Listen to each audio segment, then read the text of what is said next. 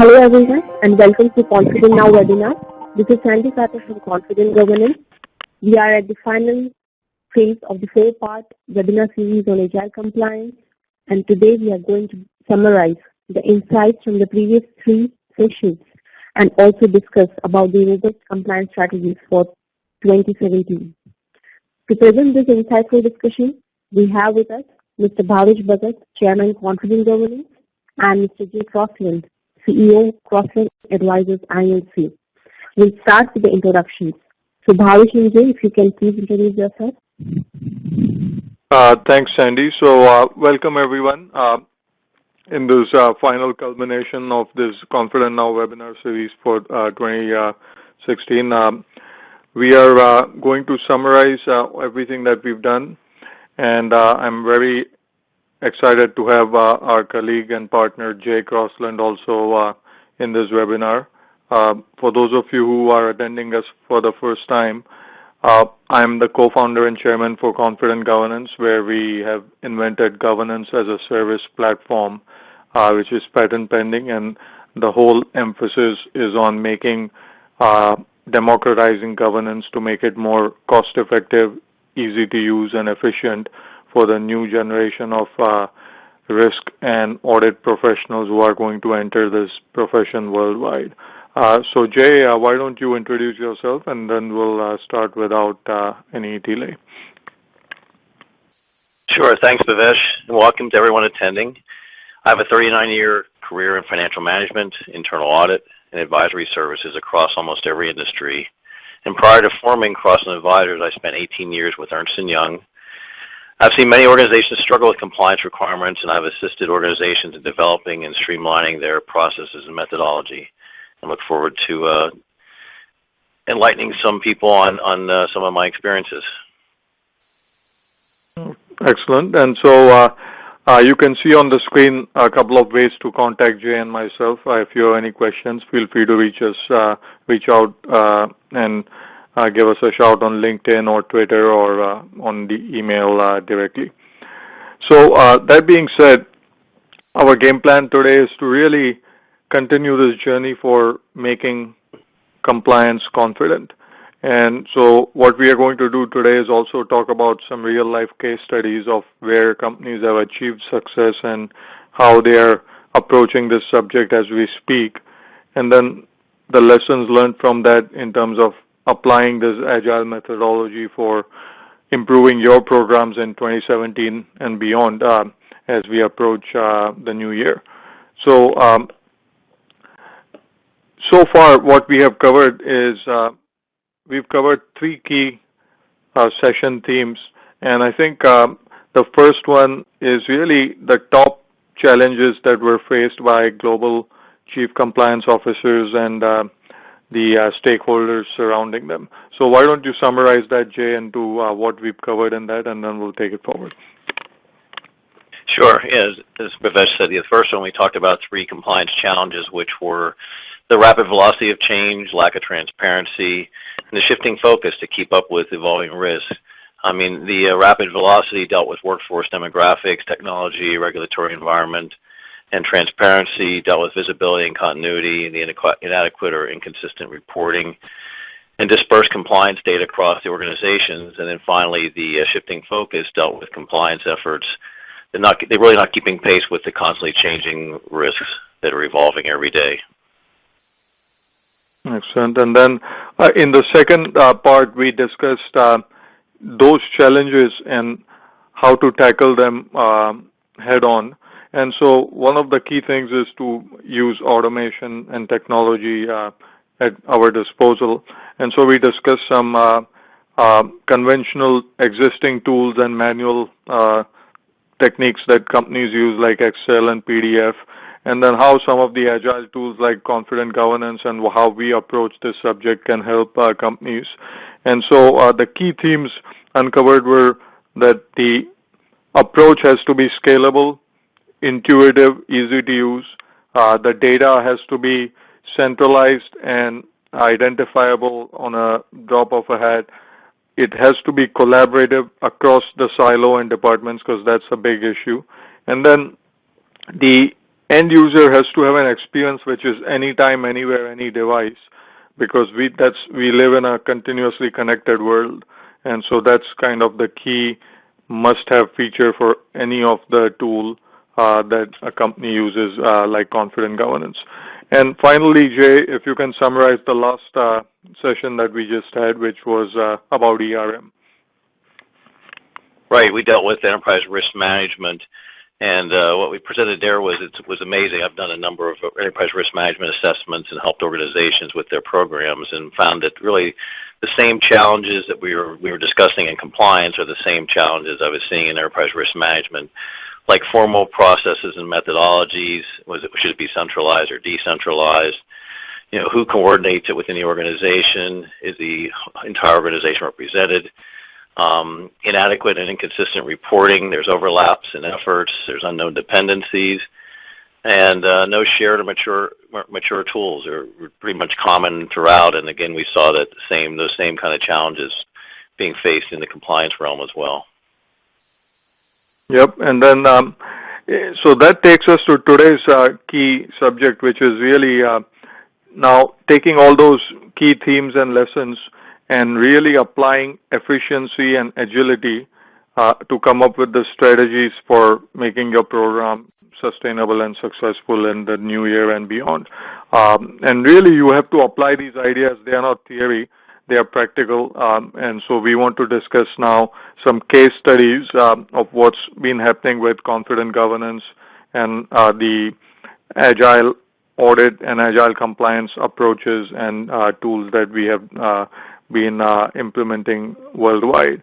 So one of the first case studies in today's webinar is really an energy company. And you can appreciate energy is one sector worldwide, which is of course very heavily regulated. And so we are working with an existing, a very successful company who's a fast growth energy company in the US, and they are growing leaps and bounds. And so their requirement was to really integrate their compliance, audit, and enterprise risk management functions to completely reinvent their approach so that compliance becomes a competitive advantage rather than a challenge. And so they've really made that leap from making compliance a burden towards a competitive advantage. And really that's how their CEO and the top leaders are thinking. And so they've implemented governance as a service platform really and integrated it with their cloud systems like Salesforce, and really going through the next iteration of aligning compliance with now enterprise risk management in the next year also. So their VP of internal audit essentially has achieved tremendous amounts of cost as well as time efficiencies, and just across the field they are integrating all their field level employees also and engaging them for compliance. So you can see that when you apply these type of agile tools, companies like Rice Energy have achieved really real-time benefits like collaborative atmosphere between internal teams and departments, better allocation of resources across their entire compliance function. Their reporting functionality has saved them over 50% time by generating risk and compliance reports that now they go to the executive and audit risk committees directly. Instead of going from PowerPoint, they are able to show them in live fashion what is the current state of their reporting.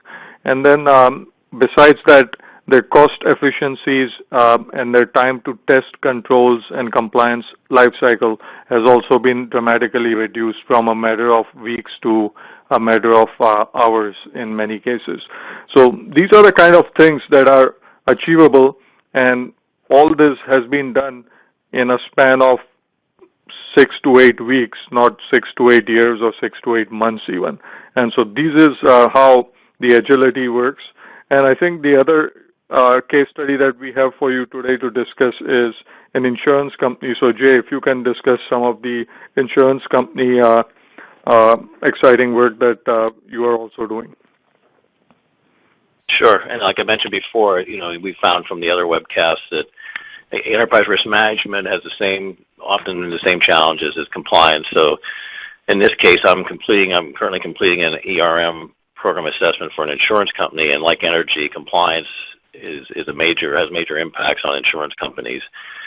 And what I've found through my assessment is that, again, just to reinforce that, the same challenges. There's no really integrated output for management decisions. Everything's being done on a department level basis or a functional level basis. There's no integration into existing management processes, so their change management process and things like that really aren't really thinking about risk when they really should be considering risk in all those major organizational processes. There's no common definitions of scoring, so when even though they do have an ERM program, people are scoring things differently. Some are hard graders, some are easy graders, and some are actually looking to see, what's the impact. If I score this high, that it's going to cost me more work. Just a common understanding throughout the organization. What is enterprise risk management, and really what's driving it within the organization. Integration into functional areas, again, it seems to be always at a higher level, but you really need to drive it down into the individual departments and make them responsible for their ERM program. Widespread metrics and tracking and reporting, again, it's done at a very high level. It's done only by a few people that maybe coordinate and consolidate from a couple primary areas of the company, but nothing that's widespread. Ongoing risk monitoring, a self-assessment process within the organization. Again, once they have a good mature program, they should be doing a self-assessment within the individual functional areas to say, where are they with it from a risk standpoint. And finally, a focused reporting to senior management and the board.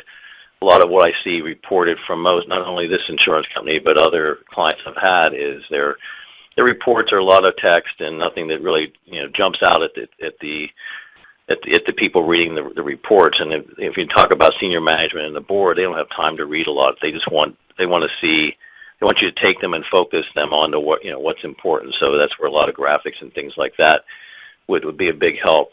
So you can see that a lot of this compliance efficiencies that Bhavesh mentioned about that the energy company achieved, a lot of those things using the same tools could really help out in this, not only this insurance company ERM case, but in almost every other ERM assessments I've done. Yeah, and I think that's an excellent point, because in a short while we'll be talking about the Agile methodology to essentially roll out confident governance and governance as a service. And what, Jay, you are describing here is the first phase of that, and we'll talk about that in a second, but excellent stuff. So really that takes us to our next point, which is, if these are the real-life case studies of how companies are approaching this subject, they are achieving efficiencies and fast, they are going and achieving some of these things in a matter of weeks rather than months and years, because the technology like confident governance is allowing them to do so. And so how are they doing that? So I think the key is really refocusing, because stuff that has happened and continued to happen in the past is not going to produce new results in this compliance space. You really have to reinvent the wheel, make things efficient, and talk to non-traditional players in your companies and engage them upfront in this process. And that's how you introduce agility with a tool like confident governance, and then you bring everyone together. And that's really kind of the key theme. So how do we do that? As we have already discussed, this agility and this new type of confidence requires definitely automation. You can't just do this in Excel spreadsheet or Microsoft Word anymore. And so what you are also seeing as we speak is the governmental shift in the U.S. and around the world, where companies and countries are focusing more inwards rather than outbound. And as they do so, one of their key themes is to make the life of their businesses easy, and so they want to make regulations and compliance more efficient and less burdensome. Well, that's really our focus and mission in this Agile compliance. And so as the governments and politicians are trying to come up with more streamlined way of doing regulation, the automation is already there ahead of them to make it more efficient. And so while all of those things can evolve, you need to be ready with the right technology and the platform to take advantage of some of these shifting themes. And so that takes us to the how do we get there? Delivering governance as a service is the key way where you can achieve some of these things. And so on this slide, you see a lot of these boxes, but the key theme for you to understand is when you do confident governance using agile tools like how we are delivering, there's really three levels of line of defense in any company in their compliance. So the first line of defense is the business and the operations, and that's really all the stuff that's happening at the bottom, R&D, marketing, sales, the key things and key building blocks of your business. Now, so far what we have seen in the past and what Jay alluded to in his experience in ERM is some of these functions are completely far removed from compliance. They don't really care about compliance, like salespeople, marketing people. They say that's a burden. We don't have anything to do with this. What we are doing is we are engaging all of those and other manufacturing groups, other finance groups in different parts of compliance or different parts of risk management that they need to be engaged in. And if we make it very easy, they are very willing to engage. And so that's the first line of defense. They are the control owners.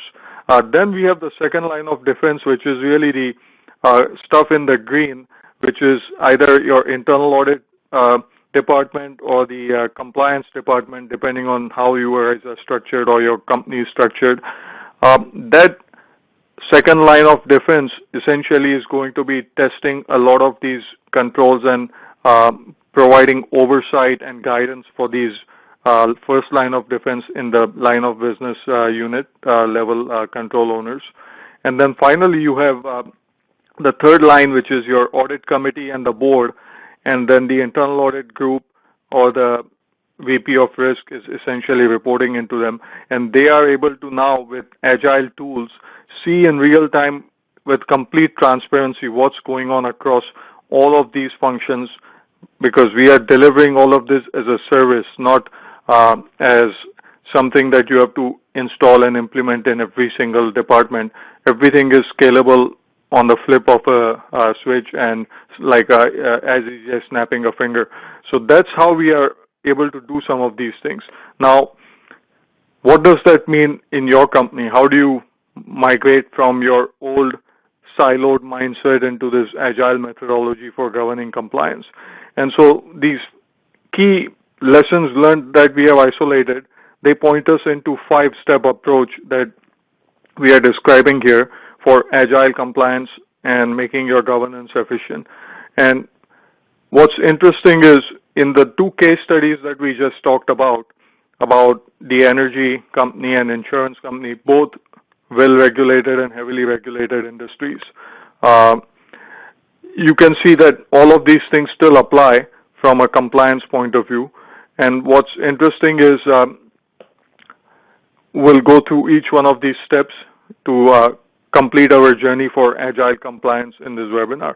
So in the first step, identifying compliance program improvement opportunities, really what you are doing is looking at your as-is life cycle and identifying some of the gaps, but also not only are you identifying the gaps, but you are essentially building the automation and the framework in that process itself, because you don't have to wait for years to do some of this stuff. The technology and tools make it very easy for you now to align your compliance program with your business goals.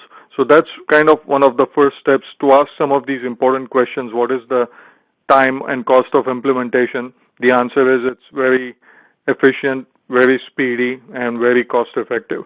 How are we going to report? Because you have to keep the end in mind, so you have to use your final goals of reporting and build the system and the data accordingly. And I think, Jay, what I would like to also bring about is some of the stuff that you described for your insurance company.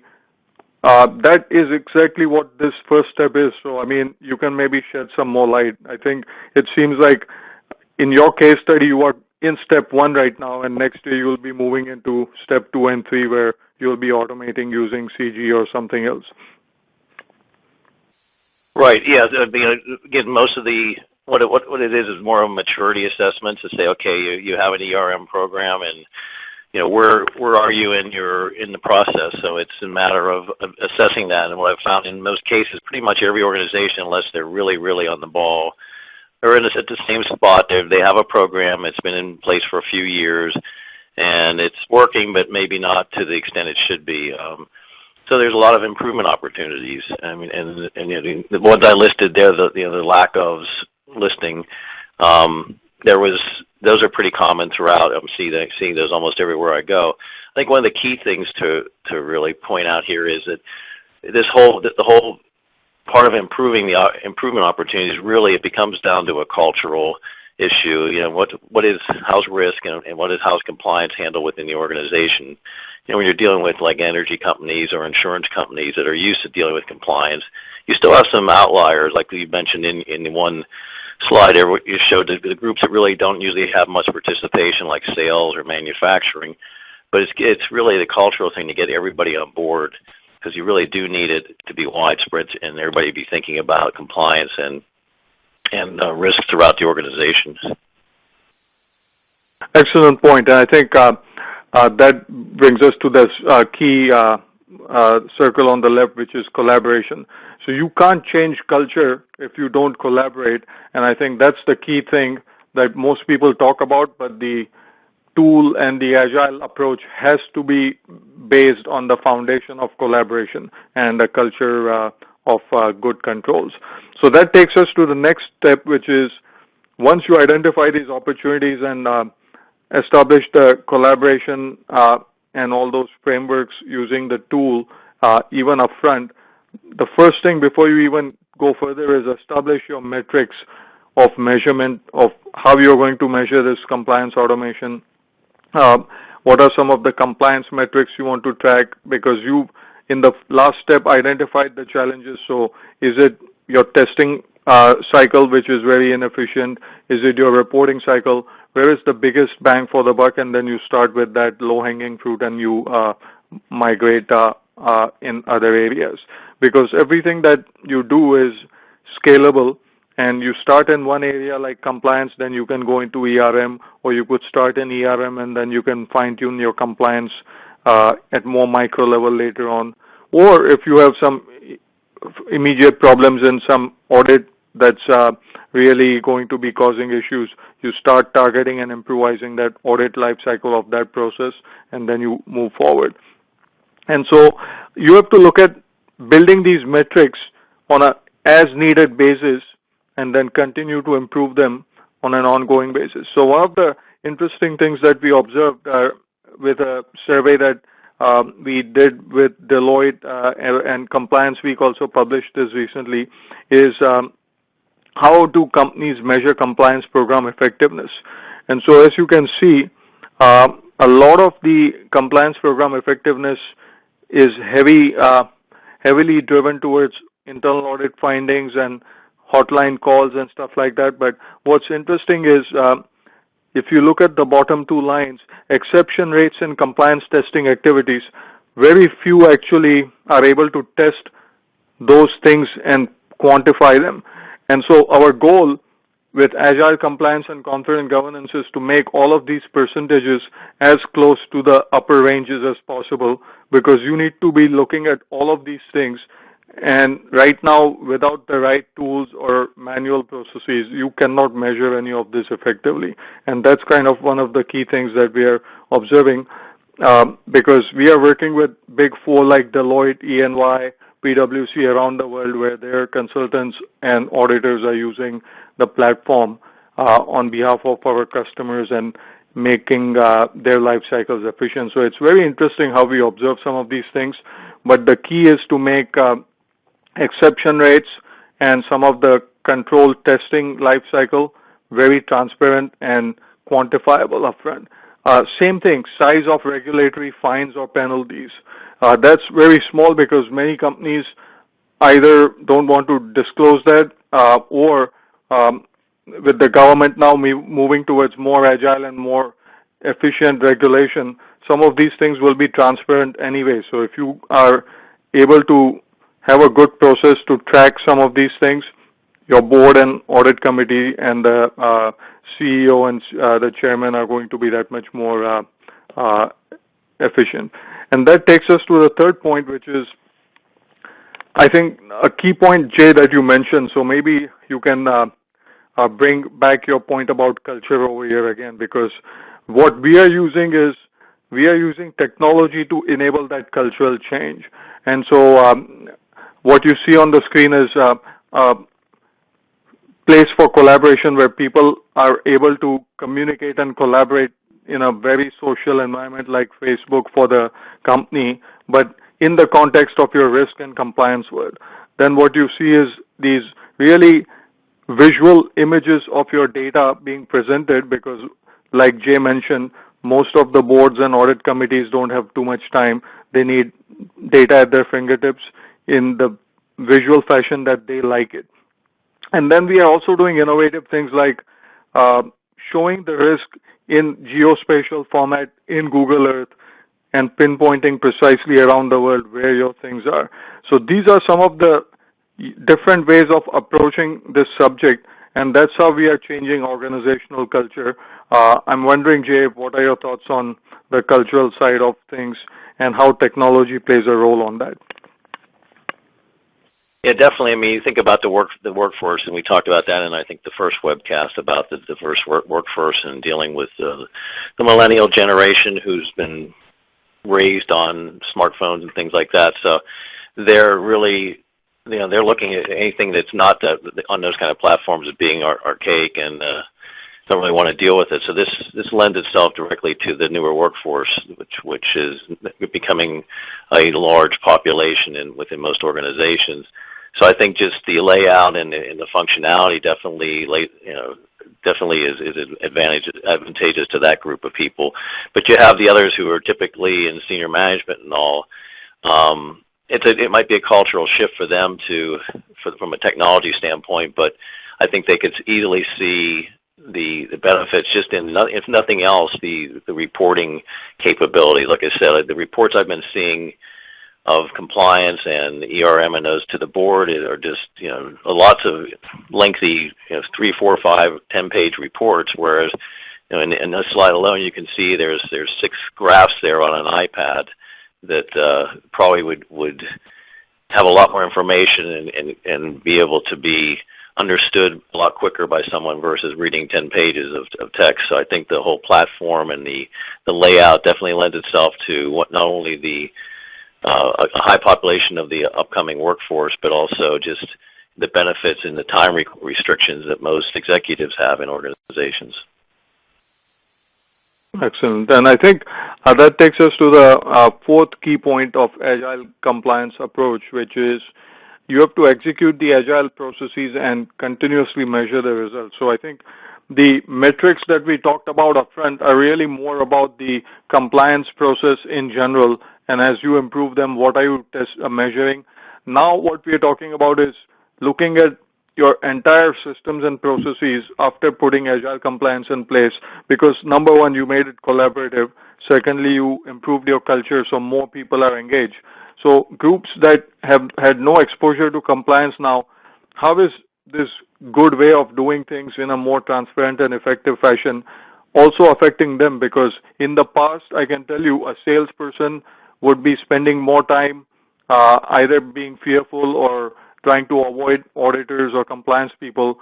And so instead of spending very quick 1-minute answer on some things, if they have this system at their fingertips, they might spend a day or two on back and forth and stuff.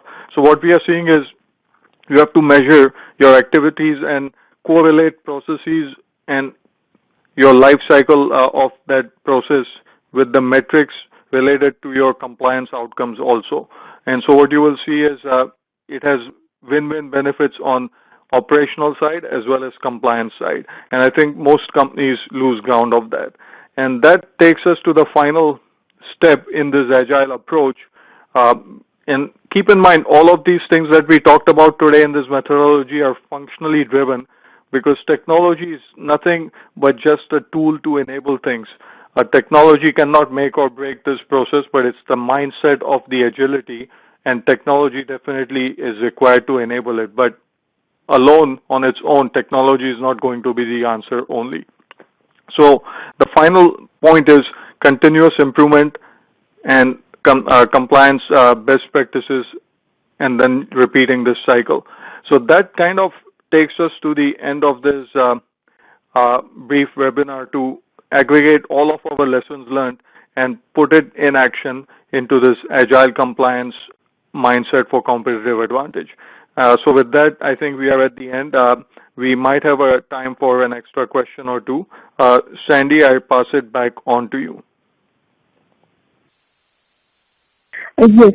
So we have a question Do we have from any questions? the attendee, which says, yes, we have a question which says, when it comes to implementing an agile compliance solution, how much approximate time does it take for integration and actual execution? So excellent question. I think, as I mentioned earlier in my presentation, this depends on a case-by-case basis, but what we have observed is the implementation lifecycle for confident governance is dramatically different from a normal GRC or compliance tool. Systems and companies can be up and running in their use case within a span of 3 to 6 weeks even. And I think what we recommend is a phased approach. So you start with one pilot and low-hanging fruit prove success, and then we go and deploy other products and other tools, and then but again, we are not talking years and months. We are talking in a matter of weeks. And in terms of integrating with other systems like SAP, Oracle, and stuff, everything is completely bidirectionally because we use Force.com, one of the most agile and the world's largest cloud-based platform. We are directly integrated with Salesforce, one of the most intuitive and easy-to-use system, but we also are integrated because of the system that Salesforce connects to, like SAP, Oracle, and so on and so forth. So excellent question. But I think that takes us to right about the end of our session.